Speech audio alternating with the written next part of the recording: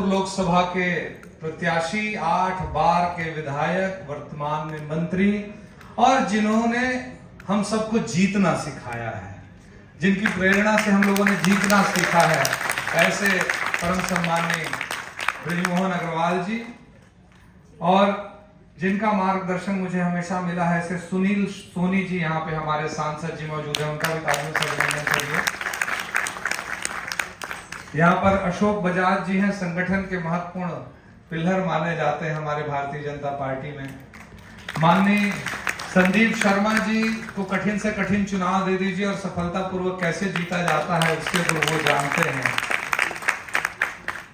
यहाँ पर श्रीमती विभा अवस्थी जी हैं, नलनेश भाई हैं, राजेश अवस्थी जी, मृत्युंजय दुबे जी, सोमेश पांडे जी, और सुनील भाई ने अपनी बात रखी है। और हमारे मितुल जी जब से इस कार्यक्रम का सफल संचालन कर रहे हैं, उज्जवल दीपक जी हैं, अकबर भाई हैं, राम पंजवानी जी हैं, श्वेता शर्मा जी यहाँ पर बैठी हैं। आप सभी का अभिनंदन करता हूँ आज के कार्यक्रम में।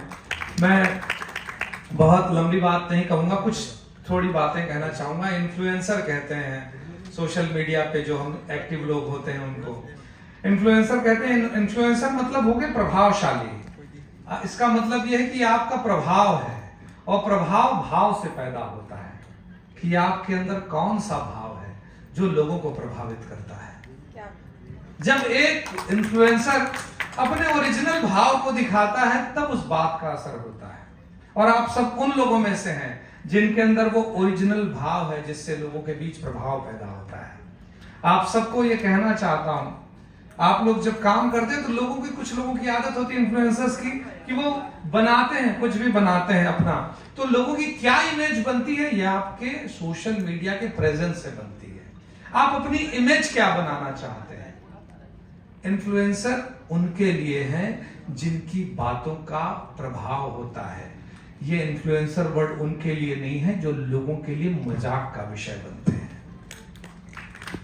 बहुत सारे लोग होते हैं जिनको दिखाई देता है कि उनको मिलियंस में लाइक और कमेंट मिले हैं, लेकिन उनकी ऐसी हरकतों पे मिले हैं जिनसे उनका प्रभाव नहीं, लोगों पे बस हंसने का भाव पैदा किया हो या अपना मजाक उड़ा रहे हैं। लेकिन आप लोग बड़े धीर गंभीर लोग हैं जो ऐसे गंभीर कार्यक्रम में आए हैं। तो इसमें बहुत सारे मीडियम हैं, यूट्यूब है, एक्स है, इंस्टा है, FB है, स्नैपचैट है, व्हाट्सएप है। इन सब चीजों में आप क्या पोस्ट करते हैं, एक कॉमा का भी अगर आप गलती करते हैं तो आपकी उस बात को नजर रखने वाले लोग होते हैं, आपको बताते हैं, आपको टोकने वाले लोग होते हैं। कुछ ट्रोलर्स होते हैं जो आप कुछ भी अच्छा करिए ट्रोल ही करेंगे। इन सब चीजों का आप लोग सामना करते हैं, और पूरी दुनिया आपके पॉइंट ऑफ व्यू को देखती है अपने कंटेंट को लेके कि आपका नजरिया क्या है, और यही नजरिया आपके पेज या आपके सोशल स्टेटस को, जो सोशल मीडिया में जो आपका स्टेटस है उसको बढ़ाती है, आपके फॉलोअर्स बढ़ाती है। लेकिन इन सब बातों के साथ क्या हम लोग इस बात का ध्यान रखते हैं कि हम लोगों को इस मीडियम के माध्यम से देश में जागृति लाने का एक अधिकार मिला हुआ है, लोगों को अवेयर करने का अधिकार मिला है, देश में कैसी सरकार हो इसके लिए लोगों को प्रेरित करने का हम लोगों को एक मीडियम मिला है कि अपनी बातों को हम क्या करें जो राष्ट्र निर्माण के लिए काम करें। आप सभी इन्फ्लुएंसर्स हैं, आप सभी प्रभावशाली लोग हैं, आप सबसे मेरा आग्रह है, हमारे देश के लिए हमारी नैतिकता के ये दायित्व है हम सबका कि अपने देश के लिए हितकारी काम करें। और मुझे ऐसा लगता है कि अगर 2047 में माननीय मोदी जी ने भारत को विश्व गुरु बनाने का संकल्प लिया है, उसमें आप अपनी महत्वपूर्ण भूमिका निभा सकते हैं। देश जिस दिशा में जाना चाहिए उस दिशा की ओर अग्रसर करने के लिए आप अपनी भूमिका निभा सकते हैं। और जब मैं सिनेमा में गया था तो लोग कहते थे कि नाचे गायले पेट नहीं भरे, ये आप लोगों ने भी सुना होगा। क्योंकि समाज पहले इस बात के लिए तैयार नहीं था कि एक इन्फ्लुएंसर पैसा कमा सकता है, एक रील बनाने वाला या यूट्यूब पर या फेसबुक पे एक पोस्ट करने वाला अपना घर चला सकता है।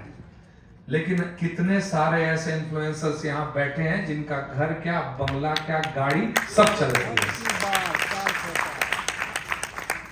मुझे भी अच्छा खासा पैसा आता है यूट्यूब से। मेरी कमाई का एक अहम हिस्सा आता है। जितना अगर मैं किसी आईटी कंपनी में बड़े पोस्ट पे होता तो शायद इतने का पैकेज नहीं होता जितना यूट्यूब से मुझे पैसा आता है। ऐसे बहुत सारे लोग हैं। आप सबको बस मैं ये कहूंगा कि इस बात में हमको हमेशा ध्यान रखना चाहिए, आपकी एक जवाबदारी भी बनती है देश के प्रति। टिकटॉक में मेरे लाखों फॉलोअर्स थे, लेकिन चाइना के साथ जब बॉर्डर पे हमारे जवान मारे गए तो मैंने अपने टिकटॉक का अकाउंट डिलीट किया था। उसके गवाह उज्जवल दीपक बैठे हुए हैं।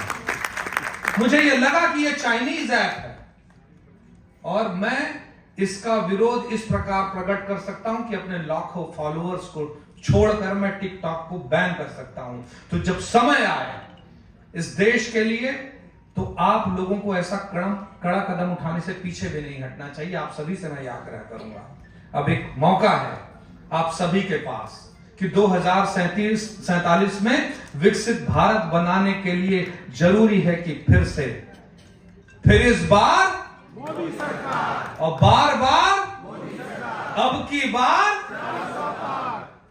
इसमें आप सभी के योगदान का आवाहन करने यहां खड़ा हुआ हूं। और जो तकनीक आपके हाथ में है, कहीं ना कहीं इस तकनीक को बढ़ावा देने में, आपको इतना सुगम और सरल जीवन देने में, सोशल मीडिया में अपने आप को एस्टैब्लिश करने में मोदी सरकार का महत्वपूर्ण योगदान है। जितना महत्व भारतीय जनता पार्टी ने, जितना महत्व मोदी जी ने सोशल मीडिया को दिया है, अभी तक दुनिया के किसी नेता ने इतना महत्व नहीं दिया है जितना मोदी जी ने दिया है। तो आप सभी से मैं आग्रह करता हूं कि आपके पोस्ट, आपके रील्स, आपके वीडियोस, आपके ब्लॉग्स इस देश के नाम हो, देश को सशक्त बनाने के नाम हो, भारतीय जनता पार्टी के नाम हो, मोदी जी के नाम हो। बहुत बहुत धन्यवाद। बहुत बहुत धन्यवाद माननीय अनुज भैया, आपकी